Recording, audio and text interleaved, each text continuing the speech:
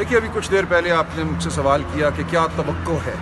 تو میرا جواب یہی ہوتا ہے کہ مجھے کوئی توقع نہیں ہے۔ اگر مجھے یہ ہو کہ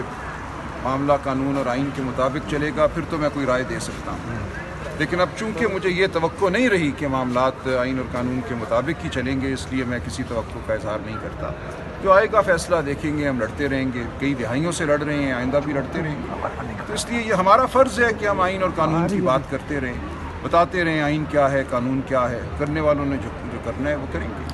اچھا، سلمان اکرم راجہ صاحب، بشریٰ بی بی صاحبہ کو بھی 14 سال قید کی سزا سنا، کس طرح سے دیکھتے ہیں؟ آپ کو لگتا ہے کہ گرفتاری خود دینی چاہیے تھی؟ کیوں نہیں جی، بجائے اس کے کہ واقعی آپ کا گھر توڑیں، آپ کی خاندان کو دہشت زدہ کریں، تو ٹھیک ہے، اگر آپ نے ایک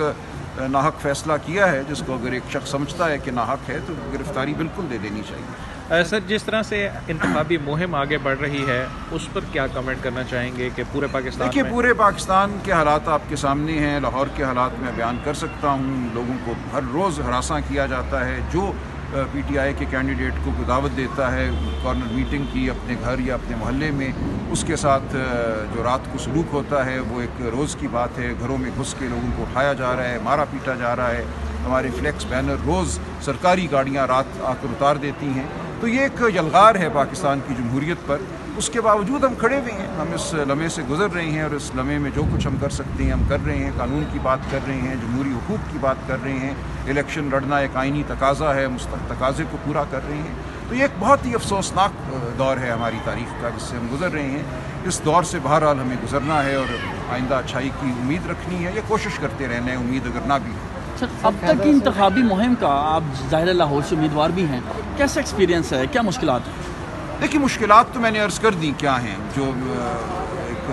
خوف کا، ڈر کا عالم ہے جو لوگوں کے ساتھ ہو رہا ہے، لیکن اس سے ہٹ کر مہم ایک بہت ہی یہ خوشگوار میرے لیے تجربہ ہوا ہے، کیونکہ مجھے لوگوں سے ملنے کا موقع ملا ہے جن سے عام طور پہ شاید ملاقات نہیں ہوتی، تنگ گلیوں میں، چھوٹے گھروں میں، ہزاروں کی تعداد میں لوگوں سے میں پچھلے 3-4 ہفتوں میں ملا ہوں، روز ہم نکلتے ہیں اور ملتے ہیں اور ان کی باتیں سنی ہیں۔ کل ایک صاحب مجھے آئے، ایک ہم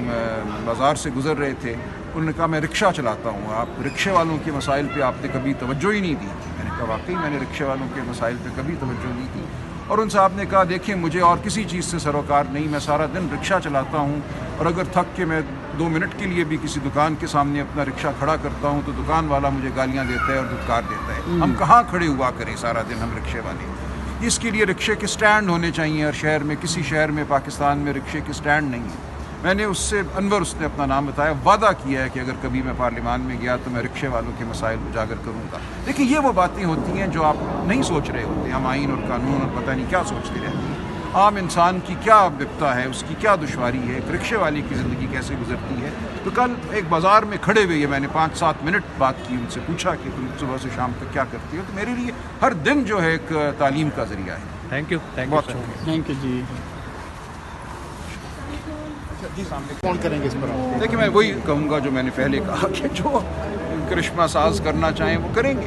لیکن کس طرح ان کا کیا رول بنتا ہے اس تمام معاملے میں یہ میری سمجھ سے بالا تر ہے۔ اس وقت یہی لگتا ہے کہ کہیں سے حکم آتے ہیں اور ان احکام کی وجہ آوری ہوتی ہے۔ لیکن سر جو لیگل پوائنٹس ہیں اس پر تو آپ ایک قوم کے لیگل سامنے پوائنٹ بتا تو بڑا سکتے ہیں واضح ہے کہ سپریم کورٹ نے یہ کہا ہوا ہے کہ اگر گزر گئے ہیں 39 دن ایک طلاق کے بعد، اس کے بعد نکاح ہوتا ہے تو اس حوالے سے